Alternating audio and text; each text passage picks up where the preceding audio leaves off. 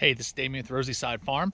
I'm out here in our pasture, and the little project I've been working on here for about 2 weeks is clearing our fence line between what we're going to consider our garden part of the farm and our pasture where we're going to have animals. Now, the fence line, which you can't even tell is a fence line because I've cleared almost completely out.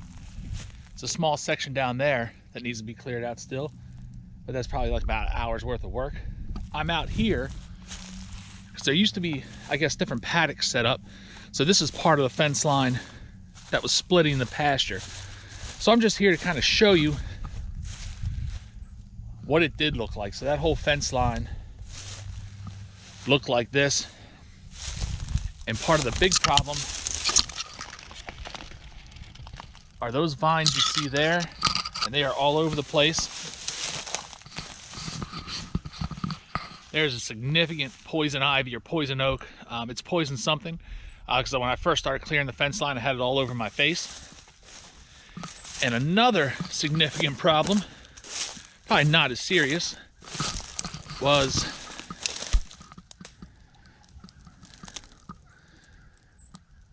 these plants here.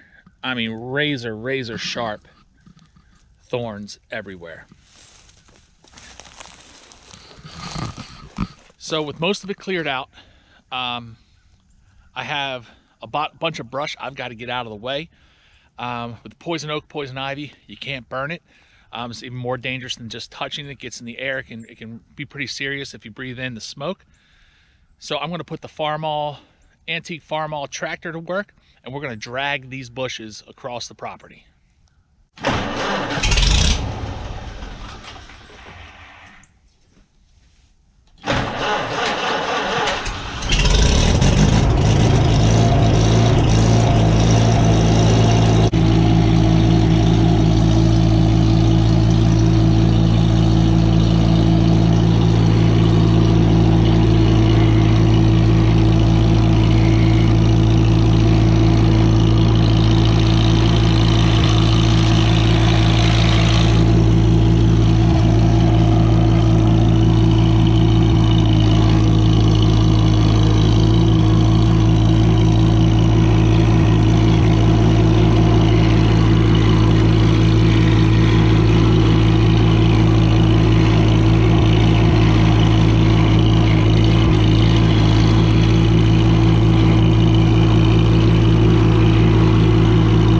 So the idea is we are just going to tie some of these trees together, get them bound up, drag them over into a portion of the pasture we don't plan to use anytime soon, deep in the corners where we couldn't bush hog the first time around. Get these things out of the way, hopefully without getting poison ivy all over ourselves. So what I'm using here is just a cheap nylon rope that hopefully will hold. The reason for that is when I get over and drop this stuff off, I just want to be able to cut this rope off completely, not worrying about saving it, because the oils from that poison oak, poison ivy can stay on the rope. They're going to stay on my gloves. They stay on your chainsaw blade, your machete blade, your shears, whatever it is you use.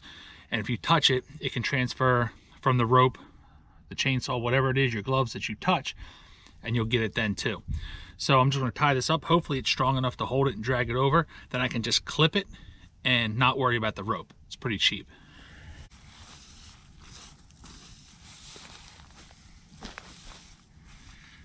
So I'm trying not to touch the hairy vines at all.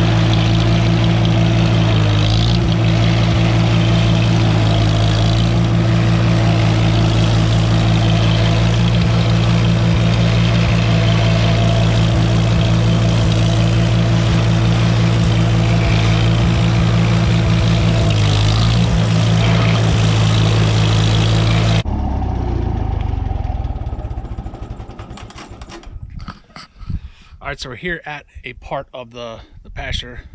Couldn't get the bush hog to, so it's overgrown with those thorns. Just going to detach it, go back and get the other one, wrap this job up.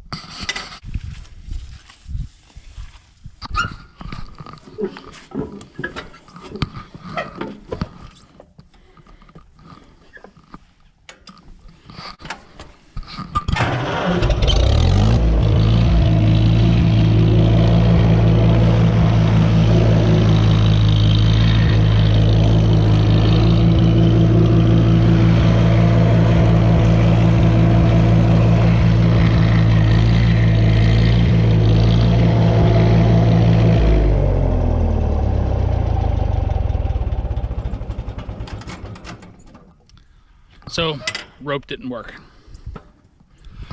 So I've got like 3 or 4 of those little trees that are wrapped in that poison ivy together.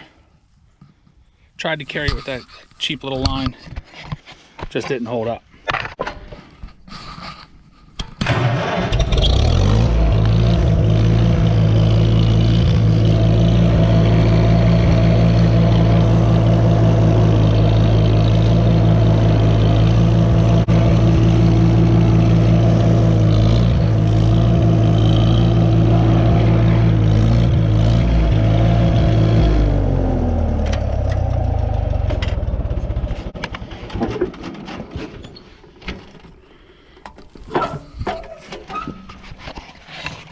That's no in round 2, so heavier rope time.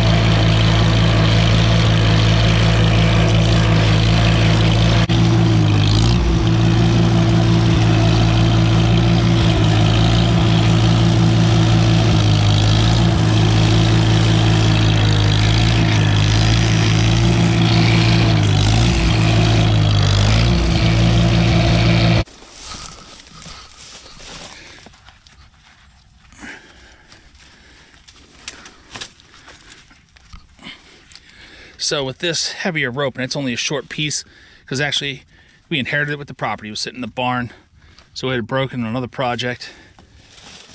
But not a throwaway rope, especially if I find it here being useful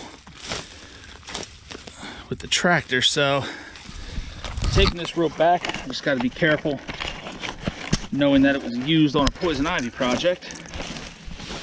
Hey, this is Damien with Rosy Side Farm, just finishing up another small project. We're going to try to get this Farmall H antique tractor out to do a couple more jobs around the farm. Come back and check us out on our next video. See ya.